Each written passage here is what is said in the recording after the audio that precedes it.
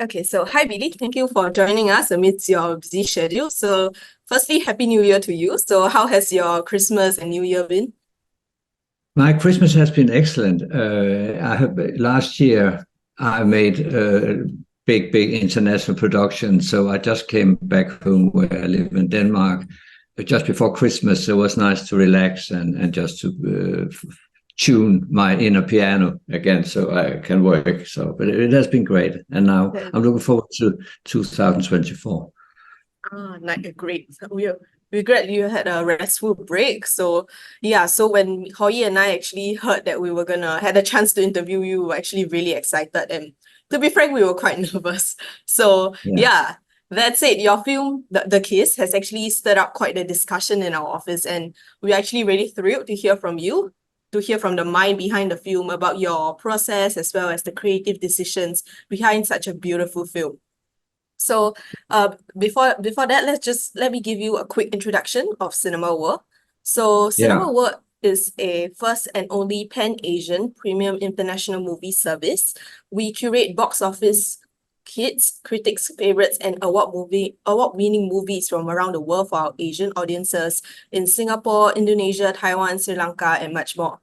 So coming February, it's Valentine's Day, and The Kiss will be CinemaWorld's showcase title. So a quick refresher for our audience is that The Kiss is an epic romantic drama set in pre-World War One Denmark.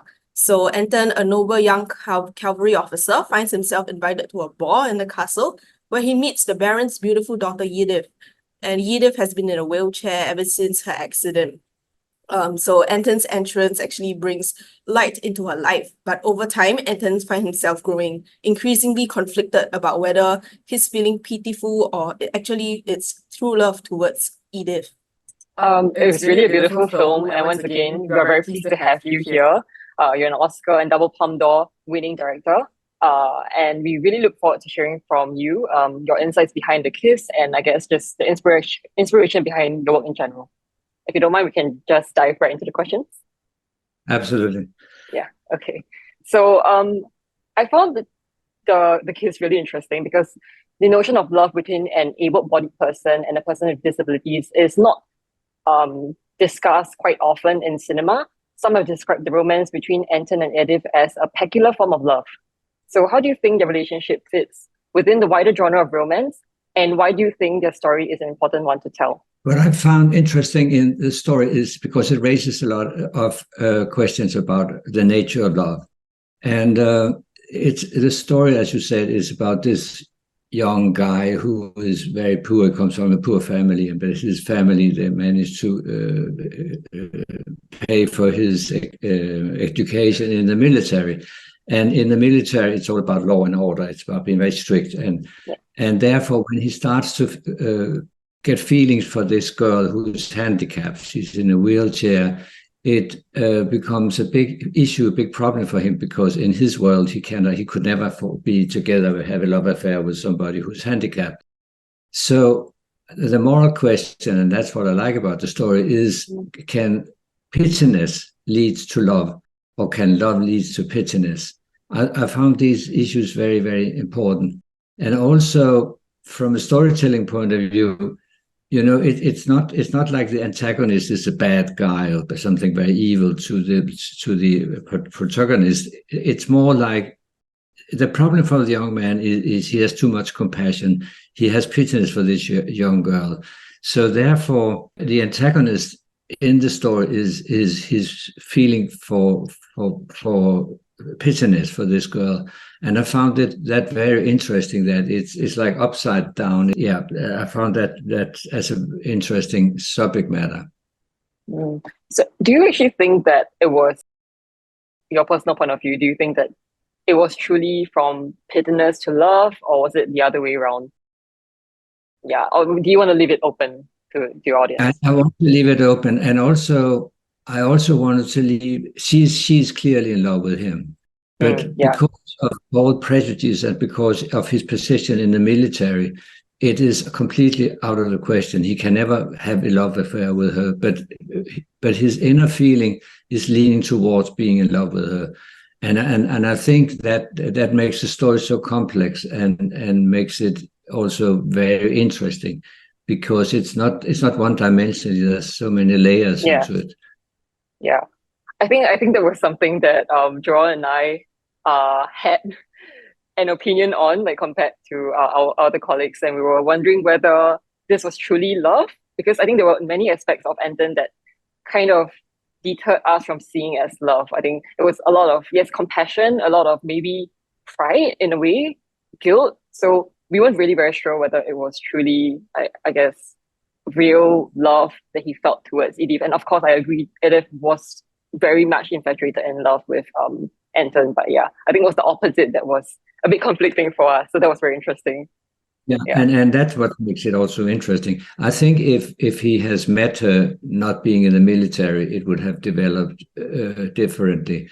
But because of his position and his social status, it cannot happen. It's impossible. But at the same time, there are so strong feelings going on, and again, it's also a question of pittiness, and pittiness and compassion is a big human gifts, which we should be happy, we should adore. But in the situation of Anton, the leading character, it's his obstacle. That's his problem. He cannot have any compassion because it doesn't fit into his world.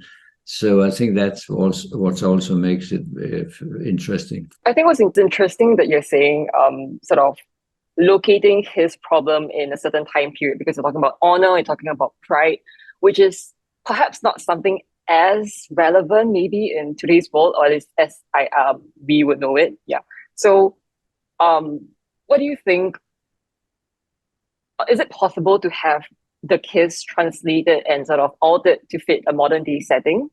Yeah, because it's clear that you love like a good period setting. So yeah, I'm just wondering. I know what you say, but because of the media, all these messages sent on the media, young people are sending messages all the time, connected on the internet, and there's a lot of hate messages. There's a lot of outcasts there. There's a lot of young people who maybe feel a little bit insecure, that are excluded from all that, and feel that they are abandoned, that they don't belong in this world, and that's a big problem for teenagers, for very young people. This internet situation. So because we tested the film before we released it, and it was interesting to hear young people's reaction to it, because it is also part of today's world where young people, fragile people, can feel excluded from the society.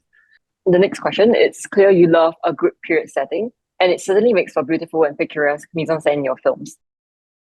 Coming from an urbanite, as most of our audiences are, and I think both of us, because we're Singaporeans, what entices you to tell your stories through this time period and its people, rather than working on contemporary adaptations?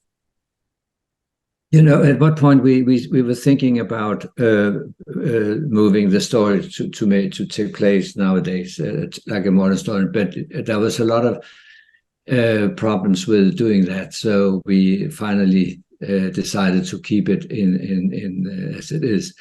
The novel is written like it takes place just before in the Austria, just before the First World War. But I decided that I wanted to make it as a Danish film, so we moved it. I had to change the story to make the logistics work, but more or less it's the same story. But we could not. We were trying to make it. We were thinking a lot about why not make it as a contemporary story, but it didn't work. Was there any reason that it didn't work? Was it like a production thing, or was it like a story? It was difficult to translate it to a modern day setting. It would be a completely different setup, also because of the intermedia and because of the way people connect now, and we tried and tried, but it just didn't work. Yeah, I agree.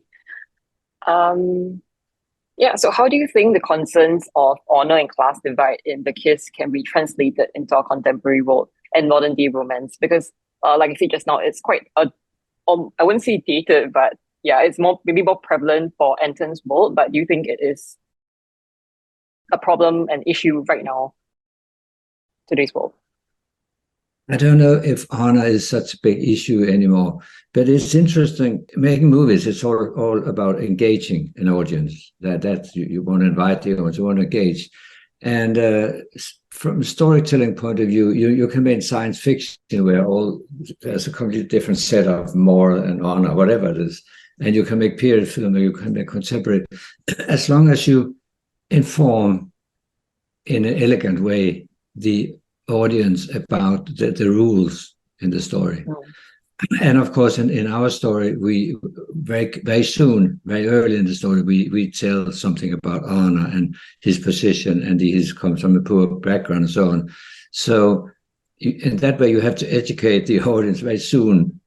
What is the concept? What is the environment where the story takes place? Yeah. And therefore also, I mean, today there's so many science fiction films, especially on the internet. So TV series take place in a fictional world. So, and I think the audience, they buy it easily. The next one, you mentioned in previous interviews about being drawn to complex characters and love stories, such as in your award-winning film, The Best Intentions, and A Fortunate Man, which also features Espen's man. What compels you towards them, and have you ever seen yourself in these characters or scenarios and stories you portray? To tell a story is quite simple. Storytelling is not complicated. You have somebody going from point A to point B, and then you create some obstacles to overcome. That's easy. But I think, for me at least, a story has to be about something. It has to be complex. There has to be a complexity into a story. And in most of the films I've done, it's not only about storytelling. It's not, but it's also, there has to be a moral question or moral issue into the story. Otherwise, I don't find it interesting for myself. And as I said, most of the films I've done, I'm always looking for what is the premises of the story. What is the story really about? It's not only about storytelling. It's about something else. There has to be a different layer into the story. Your question was if I see myself in some of the characters. Yeah. You know, as a director, to working with the actors, you have to identify with all the characters, also the antagonists. You have to understand why they behave like they do. As I normally say, a protagonist is never more interesting than the antagonist. So, and in order to make the antagonist complex and make the story interesting, you have to, as a director, you don't need to agree, but at least you need to understand their behavior and the background for their behavior, whatever it is. So otherwise it becomes one-dimensional, and that's I want to make it complex again. So in terms of protagonists and antagonists, do you think there are any in the case, or perhaps it's not really a character, it's maybe the time that they're in that is truly the antagonist in the story in a way? The antagonist is in the film is compassion, and that's what I like about it. Yeah, you know, if Anton, the leading character, did not have any compassion, that wouldn't be a problem. But the problem is he feels so sorry, he has pityness for this poor girl who is in a wheelchair. He wants to help her. He wants to do all the best for her, and that's his big problem. And that's, I mean, it's not only him. There are four nice people.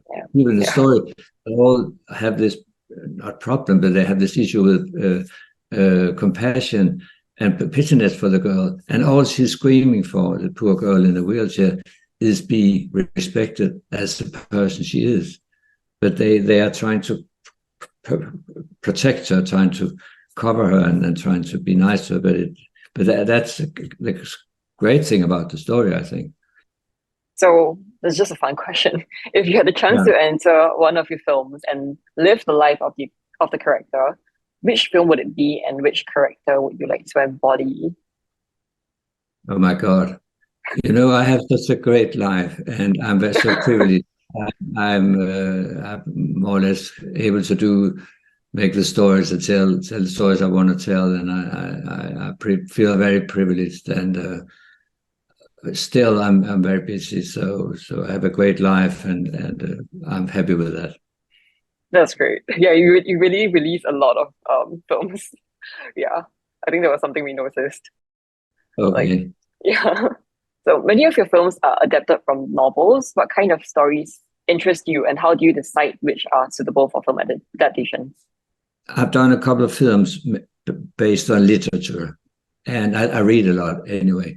But I've also done a lot of films which are original scripts. But I listen to my instinct. If I feel this is something that touches me, something I can see great drama, great film here, then I move forward. But it's really intuition. I don't have any rules that I follow. But there has to be. It cannot only be storytelling.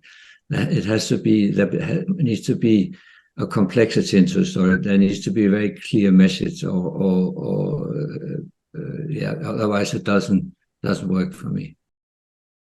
I was wondering whether there are difficulties in sort of making a story, a novel into a film adaptation, because I think there's some stories that maybe you could say science fiction that could be quite hard to replicate and to adapt. So, but I think the stories that you tell are quite different. But do you think there are any that you have read, perhaps that you come across that you find perhaps wouldn't work as a film, or if there are any at all? If you decide to turn a novel into a film, you have to make a decision. What is the story really about? What is the story in the story that you want to tell? And how do you turn that into a screenplay that works for screen? And then you have to forget all about the book. You have to forget about the novel and keep working on the screenplay and make it cinematically interesting. Because very often you see novels turned into films where it just become illustrated literature and it never works. But for me, it doesn't really matter if a film is based on an original script or if it's based on a novel. It doesn't matter. Some of the great directors like Stanley Kubrick, and a lot of them, and some of the greatest films ever been made are based on literature. So it really, really doesn't matter. If a film works, it works. What other kinds of manifestations of love do you wish to explore in your future works? Because this is about a handicapped girl and an able-bodied man. So are there any other narratives that you're looking forward to create? Most of my films are love stories, and this theme is endless. You can go on and on. Because it's about because love gives a meaning of life. That's how it is, and it's so complex. So every human being are individual, and trying to find a partner, trying to find the love in life is not easy, and therefore it's background and sources for all great stories. And what do you wish for our audience to take away from The Kiss? To think about the complexity of love. It's really a story about the complexity of love set in a world where it starts with the interaction starts with compassion but turns into love.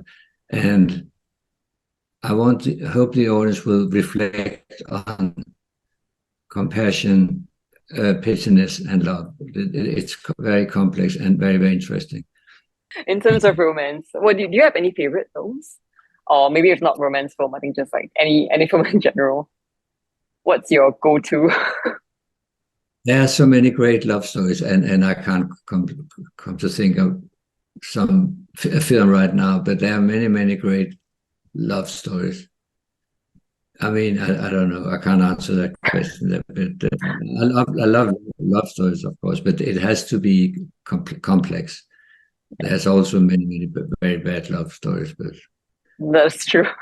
So last one, could you give a quick shout out to CinemaWorld and our audience, and perhaps give us why they should watch The Kiss? this February? The Kiss is a beautiful, very complex love story.